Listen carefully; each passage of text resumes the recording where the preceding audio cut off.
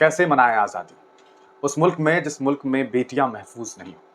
एक तरफ यौम आज़ादी का दिन है, दूसरी तरफ कोलकाता के एक अस्पताल में ट्रेनी डॉक्टर के साथ बलात्कार हुआ मामला जो अभी तक सॉल्व नहीं हो सका।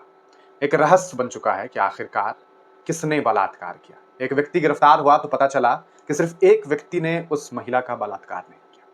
उस डॉक्टर की गलती ये थी कि उसने आज़ाद भारत में 36 घंटे लोगों के लिए काम किए, थक गई। 36 घंटे के बाद जब थक गई तो वो आराम करने के लिए अस्पताल के ही एक हॉल में चली गई। उसी दरमियान उसके साथ बलात्कार किया गया, उसके जिस्म को छलनी छलनी कर दिया गया। जिस्म का कोई हिस्सा नहीं जहां दाग नहीं, जहां जख्म नहीं।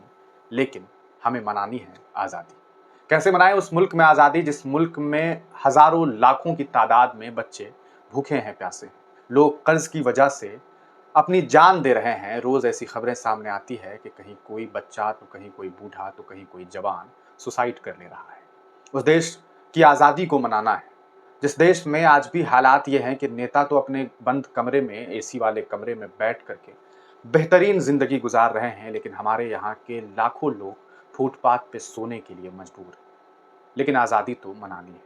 सोचने वाली बात यह है कि ये उस देश की बात है जिस देश के बारे में ये बातें साफ कही जाती है कि हमारी डेमोक्रेसी, हमारा संविधान दुनिया का सबसे खूबसूरत है। लेकिन उसी मुल्क में आज भी कई सारे बेकसूर जेल में कैद हैं जिन्हें आने वाले कुछ सालों के बाद ये कह करके आज़ाद कर दिया जाएगा कि आपको बाइज्जत बरी की जाती है क्योंकि आपके मामले में हमें कोई पुख्ता सबूत मिला ही नहीं। सोचने वाली बात यह है कि उस देश में आज़ादी मनानी है। ये वो भारत है जिसके बारे में ये बातें कही जाती है कि यहाँ पर बेटियां पूजी जाती है, लेकिन इसी भारत में हर 10, 15, 20 मिनट में किसी एक बेटी के बलात्कार होने की खबर सामने आती है। सोचिए ये कैसी आज़ादी जहाँ पर बेटियों को कोई आज़ादी ही नहीं है। आज ही हमने एक खबर पढ़ी, वो ये कि उत्तराखंड में एक नर्स घर की तरफ जा रही होती है। उसी दरमियान सड़क पर एक व्यक्ति जो कि मजदूरी करता है वो चोरी की नीयत से उस नर्स के पास जाता है और उस नर्स का बलात्कार करता है, उसे एक खाली प्लॉट में फेंक देता है, पैसे चुराता है और भाग जाता है।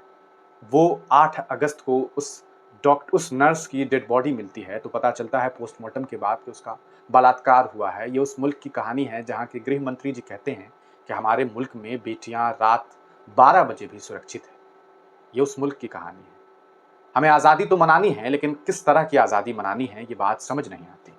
आज हालात ये हैं कि देश के पत्रकारों के पास आज़ादी नहीं है। अगर आप ज़्यादा बोलते हैं तो आपको ऊपर से चुप करा दिया जाता है। हमारे जैसे लोग जब सवाल उठाते हैं तो एफआईआर दर्ज कर दिया जाता है। अब पूछेगा सवाल कौन जब इस तरह से आज़ादी में कैदी बनाने की कोशिश की जाए तो फिर कौन बोलेगा।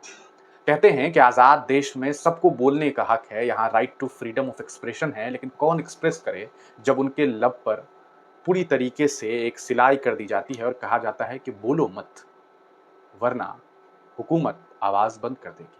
सोचने वाली बात यह है कि ये बात जो मैं कह रहा हूँ कहीं ऐसा तो नहीं है कि हमारे ये बात कह देने की वजह से हमारे ऊपर कोई मामला दर्ज कर दिए जाए और कह दिया जाए कि आप आज़ादी को लेकर ऐसी बात कर रहे हैं। लेकिन सवाल ये है कि कौन सी आज़ादी, कैसी आज़ादी? वो आज़ादी जिस आज़ादी का ख्वाब कभी अम्बेडकर ने देखा, वो आज़ादी का ख्वाब जिसके लिए मौलाना आज़ाद ने क्या कुछ नहीं किया, वो मुल्क जिसके लिए गांधी ने क्या कुछ नहीं किया, जिस मुल्क के लिए बोस ने अपनी जान दे दी, जिस मुल्क में भगत सिंह ने अपनी जान दे दी, अशफाकुल्ला ने अपनी जान दे दी, अब्दुल हमीद ने अपनी जान दे दी, क्या वो मुल्क वही मुल्क है जिसकी आज़ादी की लड़ाई इन लोगों ने लड़ी थी?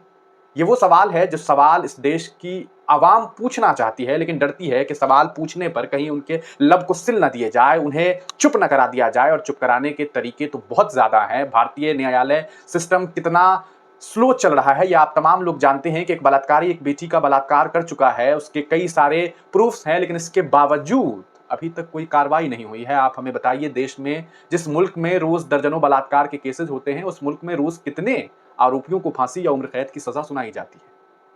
फिर आप कहेंगे कि आज़ादी के दिन इस तरह की बात क्यों कर रहा हूं? मुबारक हो आपको आज़ादी, मुबारक हो मुझे आज़ादी, लेकिन सवाल ये उठता है कि उस आज़ादी में क्या आज़ादी वाली कोई फीलिंग आ रही है या नहीं आ रही है? आप सोच करके देखिए कि जिस मुल्क का 80 करोड़ से ज़्यादा जो तबका है वो आज भी 5 किलो अनाज पर निर्भर है, उस मुल्क में कैसी आज़ादी जहां खाने के लिए लोग खुद आज़ाद नहीं हैं, सरकार से उन्हें 5 किलो अनाज लेना पड़ रहा है और सरकार तो ये कहती है कि हम 80 करोड़ लोगों को 5 किलो अनाज दे रहे हैं और इसे ऐसे दिखाने की कोशिश की जाती है न जाने वो कितना बड़ा काम कर रहे हैं। क्या ये आज़ादी है क्या यही आज़ादी है? क्या वही आज़ादी है जिस आज़ादी का ख्वाब हमारे देश के उन स्वतंत्रता सेनानियों ने देखी जिन्होंने अपनी जान की कुर्बानियाँ दी थी? आप तमाम लोग सोचिएगा ज़रूर और अपनी राय कमेंट सेक्शन में ज़रूर लिखिएगा। बहुत-बहुत शुक्रिया।